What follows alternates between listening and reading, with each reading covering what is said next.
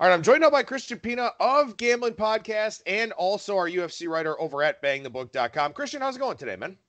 Eye of the storm out here in Vegas, man. We got MLB opening day at 2 a.m. We got March Madness in full swing, and we got a UFC event. No other place in the world to be right now. It's absolute heaven for a sports bettor. I cannot say enough good things in kind of the vibe that is about to overtake Las Vegas. Well, our listeners are going to hear this on Thursday afternoon after I record some Major League Baseball stuff to either go before or after it. But I presume when March Madness rolls around, you stay the hell away from the Strip as much as you can. You know, it's so funny because as I've kind of been here year after year, March Madness to me, and specifically the NCAA tournament, when I say that, is really become more of something of a social event. Like, it's the one time a year friends kind of, without question will be here. It's, can kind of network, meet up with people I haven't seen in a while. So it's really gone, I do kind of my bet placing well in advance, especially at openers via mobile apps or in person when there's not, it's more the professional side. And then I just kind of enjoy it. And again, there's so many different things that you can take away from it, whether it's you want to be to have the social aspect, which I have really kind of gravitated towards, and be able to do that. And there's the other aspect of if you're a professional and you really want to make money at this, you need to kind of stay away from the drinking, stay away from whatever your vices are, and be able to look at that market live and everything like that. So you just really got to have your plan in place, be disciplined. And again, just one of the things that kind of separates, professionals from recreationals. And there is nothing wrong with getting exactly what you want out of this, whichever way it is. Well, speaking of going places, I was in Nashville last weekend. That's where this week's UFC event is. Fight Night 148, UFC on ESPN Plus 6, or UFC Fight Night, Thompson versus Pettis. We try to cover all of our bases here on the show at Bridgestone Arena. Obviously should be a fun atmosphere for this one because, well, it's Nashville, and Nashville's a whole lot of fun to say the least. But as we look up and down this card here, Christian, what do you think about it overall? Yeah, right. I feel like Nashville has kind of been the bachelorette party capital of the world at this point, kind of overtaking Las Vegas. But when we look at this card, casual fans will recognize the main event. I mean, Anthony Showtime Pettis, a legend in the sport, a huge underdog, and Stephen Thompson, huge favorite, minus 435. And admittedly, I'm a little bit of a fanboy for Stephen Wonderboy Thompson. There's a heavyweight matchup that I think is a classic striker versus grappler that fans would naturally gravitate towards. Justin Willis, Curtis Blaydes, two names that have been in the heavyweight division and in a such a shallow division. That fight has a lot of implications.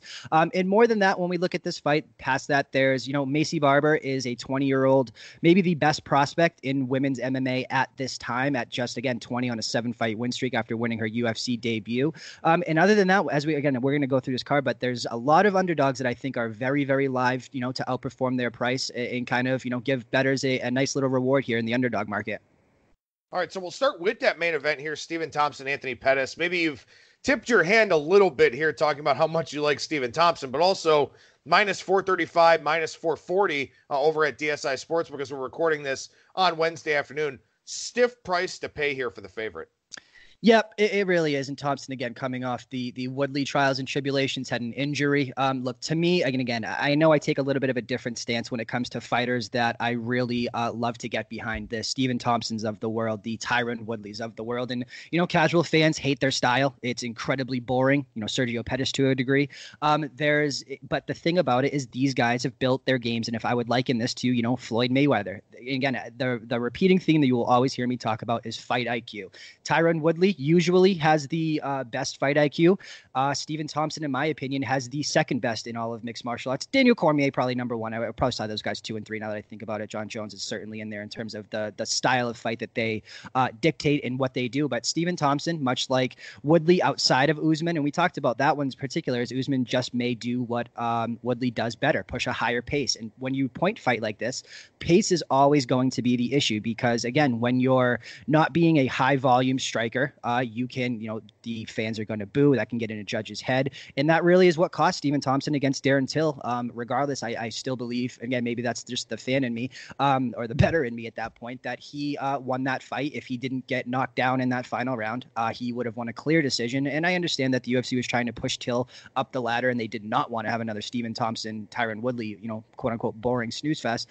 But this is Stephen Thompson. He's going to do exactly what he does in that octagon, in my opinion. He's a world-renowned kickboxer. the best, top 3 fight IQ in the game, and whatever you do best, he takes away. Anthony Pettis at this stage of his career, why is he such a big underdog here? He's in this for the love of the game at this point. Much like an Anderson Silva, he's there to put on a show for his fans and kind of go out on his shield, make his money while he can in this sport. And I don't think there's a title run left in him by any stretch of the imagination. And this is 2 guys that the casual fan will certainly understand. This is a way to get Stephen Thompson kind of back on track and kind of, up in the right direction over, a guy who's just been such a legend in the sport like Anthony Pettis. And I mean, Pettis, in theory, when you talk about path to victory, could try to take this fight to the ground and do it that way. But Stephen Thompson's, much like Woodley, his takedown defense is just so impeccable. It's really hard outside of a fluke transition knockout, classic Anthony Pettis off the cage type of scenario, fluke knockout to see, Anthony Pettis getting the victory here. This should be Stephen Thompson in a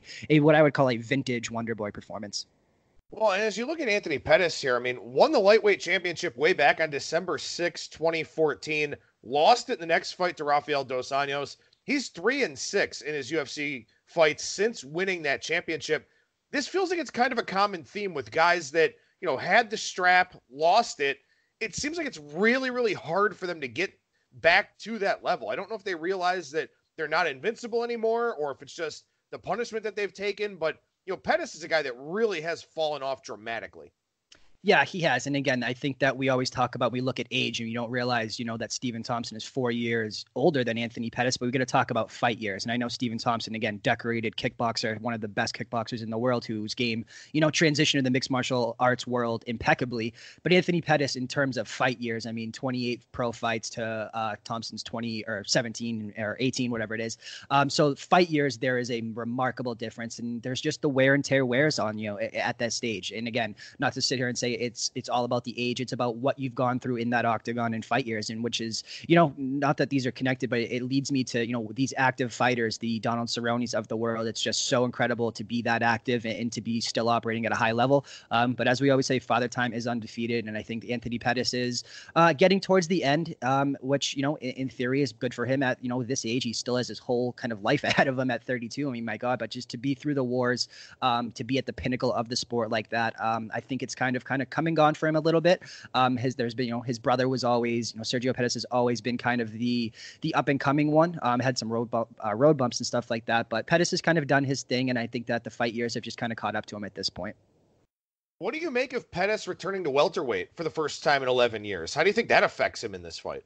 Yeah, it's an unknown, and we always talk about, how I don't like to bet on those type of unknowns. It could be, we saw this with Cerrone. It was a career resurgence. I mean, in theory, is it out of the realm of possibilities?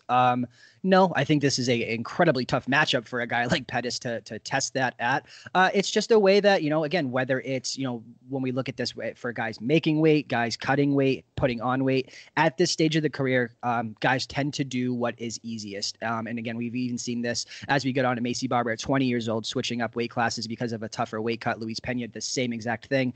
You can only do it for so long, and you can only deplete your body or put on that weight for so long. So again, at this point, I think I would liken it to just trying to be as comfortable in there as possible when you, again, maybe he's starting over in this division, in terms of, not being ranked, all that type of stuff for sure, but he's getting paid for a UFC main event. And I think he just wants to be as comfortable and be able to put on the best show as possible rather than dedicate his whole life to, going on a title run, cutting that weight. So I think it's just a comfort thing and, being able to be in the best situation, regardless of what that means for the future of starting over in a division.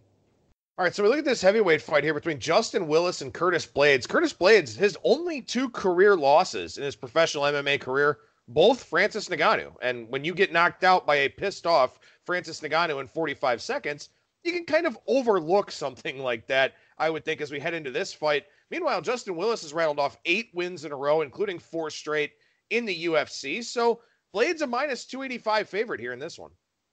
Yeah, I mean, Curtis Blaydes just has to be happy that it's not Francis Ngannou standing across from him, like you said. And look, here's the thing with Blaydes. This is striker versus grappler. Willis does not have the power, but I mean, again, who does have the power of a Francis Ngannou in this division, right?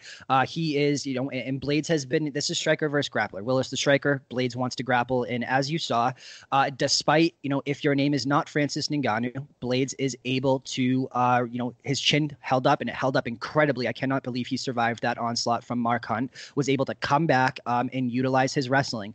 Should be the same type of situation here. And again, it's, Willis is something of a one-trick heavyweight pony. Granted, that has given him all the success in the world. We saw that with a guy like Francis Ngannou until he was he was the stylistic matchup changed like a guy like Stipe. Now Blaydes is probably one of, if not the best wrestlers in the division outside of Stipe Miocic. It's just that there's different levels to this. So the way that I would say Willis doesn't have Ngannou's power, Blaydes doesn't have, for example, Stipe's wrestling. And again, we're talking about guys that's the pinnacle and the elite of each one of those, whether it be wrestling or striking. So it's a little bit different. Both of these guys, this is almost a little bit of a poor man's version of a Francis Ngannou versus Stipe type of situation. It really is. So it makes for a great fight. I would not fault anyone for taking the underdog here. I just think that this one is, Blaydes has shown, unless you're an Ngannou, he can take a punch. And that Mark Hunt fight really, really showed me a lot. Would I be shocked if Willis knocked him out? Absolutely not. Would I fault anyone for taking the plus 235 shot? You could probably even bump that up a little bit, if you got Willis by knockout, although it's probably built into his prop market for sure. Blaydes likely to wrestle his way to a decision here, make this a very boring fight. I think the over makes some sense if you're going to back Blaydes, especially if we can get a 1.5 in the marketplace. And on the other side, I think, Willis inside the distance type of props make some sense as well. So really just different paths to victories here. One is wrestling his way to a decision, and Willis would be the knockout in my opinion.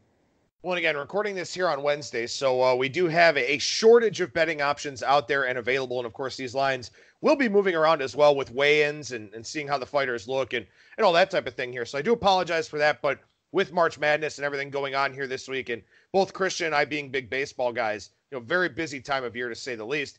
Something you mentioned, I don't know if it was off the air or if you mentioned it in the intro to the segment here. This is a fight that you think has some relevance and some potential ramifications in the heavyweight division. Yeah, it really does. This is a very shallow heavyweight division at this juncture of time. And so when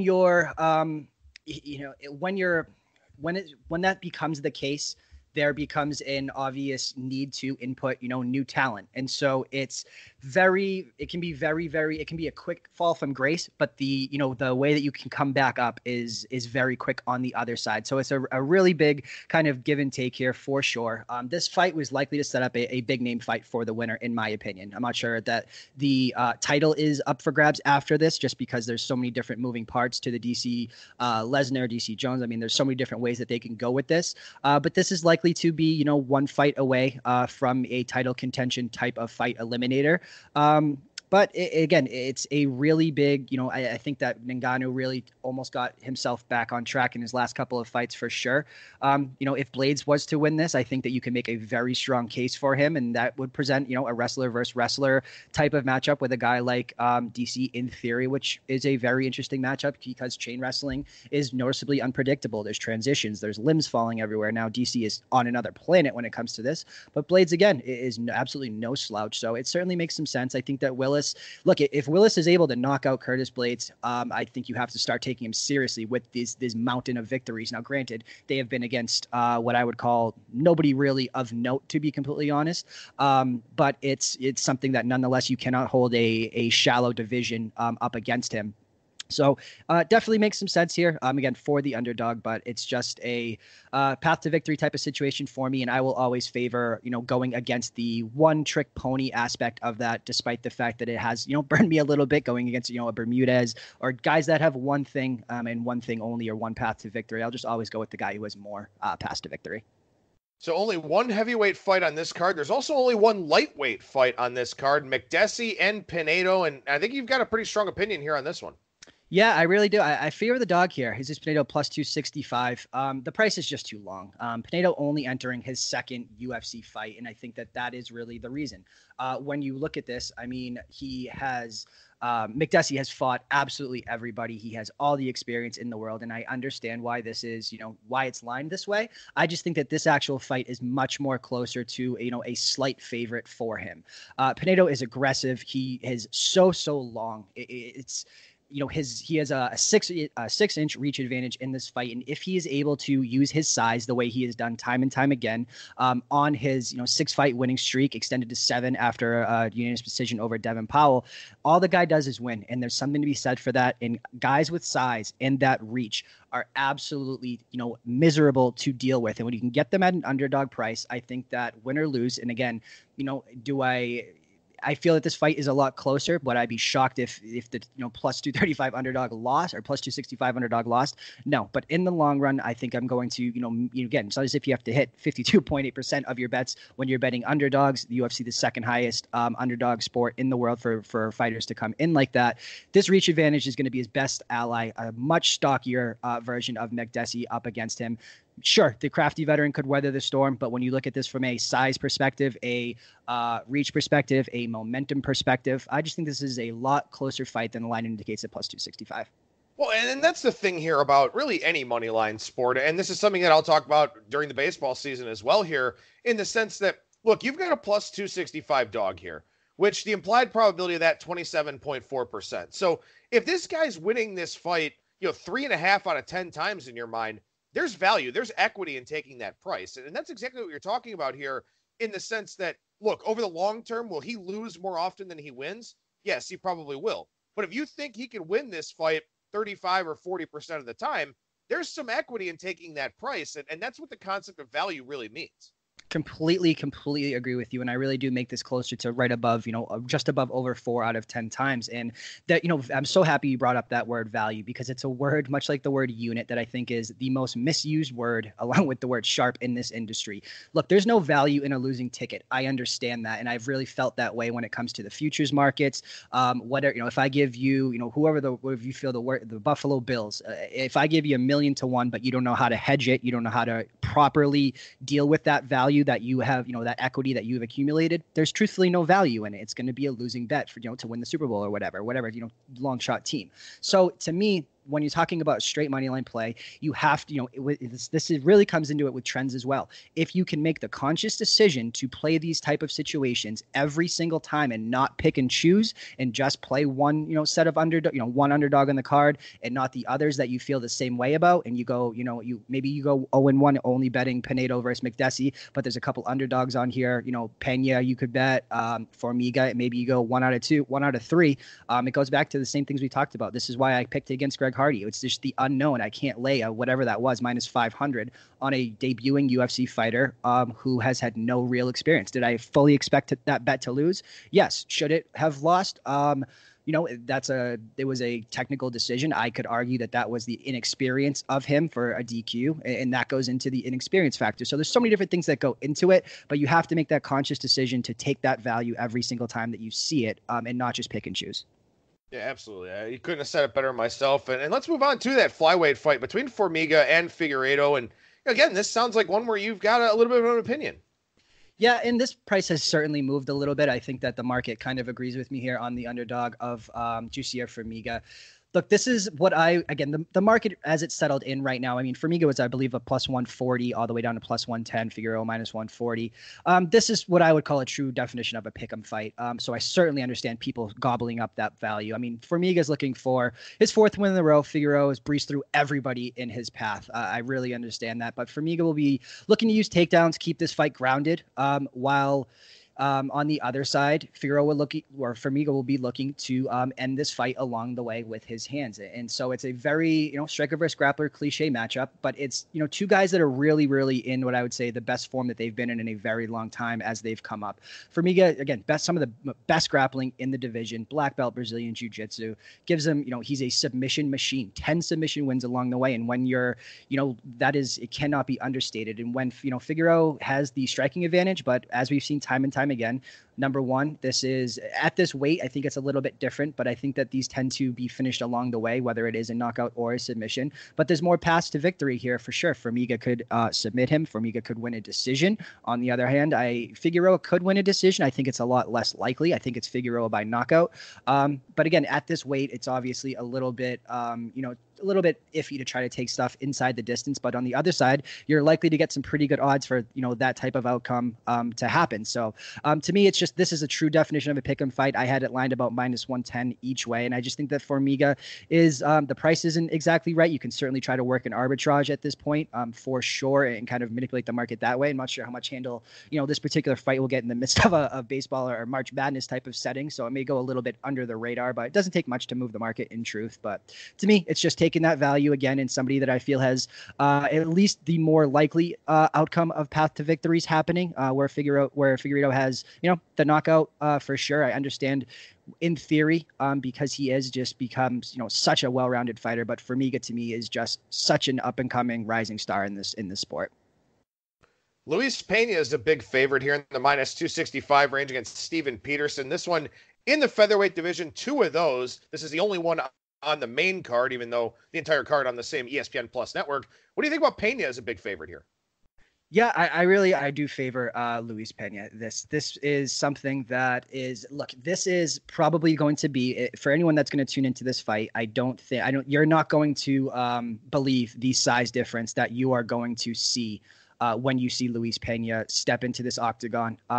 He is going to have a hell of a time making this weight. I think that is something that cannot be understated. And again, as we are recording this a little bit early, there's, different thought processes. Would I be thrilled if he forfeits 20% of his purse and decides that he is just going to go in there at his comfortable weight and, potentially put on a fight of the night? I would be absolutely thrilled.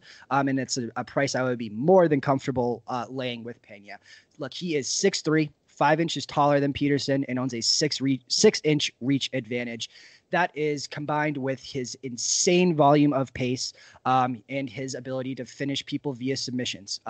Peterson, when you look at this, Patterson is probably he's a little bit, I would say more well-rounded.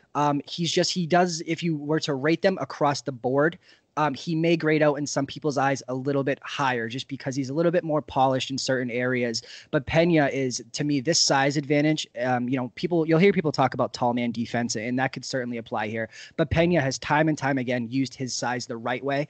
John Jones is the classic example here that you'll always see talked about, and how to utilize size the right way. But Pena has a little bit, or Adesanya, but Pena has a little bit of that. I'm not certainly trying to compare the two, but at 25, if he's able to make this weight, there is he's going to be far and away the biggest guy in this division in physical tools perspective. I think that this one is Pena, really do. All right, so the first fight technically of the main card here, you tipped your hand a little bit with this one earlier, but I certainly want to expand on this thought and on this fighter some more. Maycee Barber, she's a -245 favorite. Again, this is as of Wednesday afternoon when we're recording. What is so special about this girl that she's, got this potential rise in her? Yeah, she was an unbeaten strawweight. 7-0 in her career at 20 years old. Not only that, she has finished all but one of her fights and is via knockout, and is coming off a knockout in her UFC debut against Hannah Cifers, who is one of the most durable women in the division. JJ Aldrich, on the other hand, she is coming to flyweight, 3 straight wins. I understand that. So I don't totally fault the line being, this high. But Maycee Barber is just on another level. I have not seen, and admittedly, I was a little bit wrong on a girl like Caitlin Chookagian, Polyana Viana. These girls can have all the talent in the world. Now, granted, none of those girls had the finishing power that we've seen out of a 20-year-old Maycee Barber, who is likely to be the talk of the division within a very short amount of time. Again, you've seen kind of a change in the weight. The evolution of mixed martial arts is moving towards, finishers within the women's divisions, and I think that's a note to the ESPN deal. I think that's a note to trying to get the casual fan. But you've seen it time and time again. We've talked about at length about women's overs here. That's, a very dangerous proposition when you're talking about a girl like Maycee Barber, who puts on a suffocating pace. She closes distance. She has great wrestling, very strong. She is, again, honestly, and again, I thought this a little bit like a girl like Caitlin Chookagian, a Polyana Viana. Maycee Barber is probably the best prospect I've seen in a very long time in women's MMA, and that's not a knock on anyone. I'm not trying to say she's better than, the elite of this sport, the Shevchenkos, the, Tisha Torreses, the Nunes, the Cyborgs. It's just, this is obviously a very different 125, class than that as well. But Macy Barber could be the headlining finishing act in this division in a very short amount of time if she's able to keep this up and stay focused and put it all together. So is 245 just too big of a price for you to get involved here, though? I think Macy Barber inside the distance, makes some sense. I think a Macy Barber knockout prop makes some sense, certainly. And again, I don't know kind of what the juice is going to be at for this, or where even the round prop would be hung at 1.5 or 2.5. If it's, this is treated like a regular, 2.5 women's fight, and the under 2.5 is lined at plus 300. I would likely take a little bit of that under, just knowing that that's not the true and implied, total when you talk about path to victory for a Macy Barber. That being said, Aldrich is crafty. Look, she's not going to wow anybody. She is, 7-2. I understand that. Again, if you want to fade the hype and fade the prospect of the hype machine within the UFC, won't fault you for taking that over 2-1 price on a experienced veteran like JJ Aldrich. And maybe this is just the biggest test, and Macy Barber does take her to decision. It's, it's a little bit, a 40% ROI. I understand it. I think an open parlay with Macy Barber certainly makes some sense in this spot that we've talked about as well. I think this meteoric rise, if inevitably Barber's going to lose. And again, she's 20 years old. I'm not trying to hype this girl up like she is coming, this is coming soon for her. But this is, somebody who's on the right path. And it would take somebody with much better skill set than just kind of the, average to above average that JJ Aldrich possesses. All right, so we got 6 fights on the prelim card here. Anything stand out to you about the other 6 matchups?